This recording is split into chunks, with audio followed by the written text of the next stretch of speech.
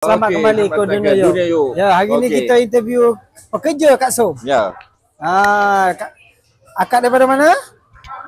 Daripada Thailand. Kita orang pergi Thailand. Biar. Dia mana? Dah berapa lama dekat Malaysia?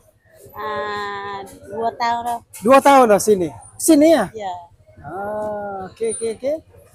Bahagian yang menjaga ni buat apa ni? Somta? Tentang. Oh, memang bos suruh buat somta je? Ya. Alright.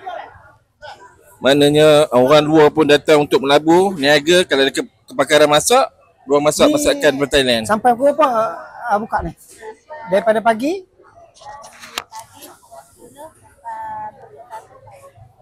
Pukul 1 ni? Bau tutup daripada pukul 10 ni sampai pukul 1 malam, pagi malam. Jalan kat sana. Oh, lama. Yang bahagian masak tu dia akan masak letak je lauk. Oh, okey. Apa yang ada tu? Ni pulut. Kalau Thailand dia warna hijau. Kalau putih sini masuk hijau. Pulut. Ni yuk. Operok apa? Pulut santan. Pulut santan. Pulut lemak. Kalau Thailand dia panggil pulut apa? Pulut pau.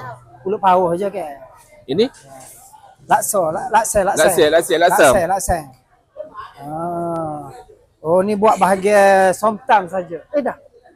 Okey. Okey, jap. Ni kita punya daripada Malaysia, dia Thailand. Thailand. Kita duduk sekarang ni di Thailand. Di Thailand sekarang ni. Sebab yang meniaganya orang Thailand. Orang Thailand. Ya.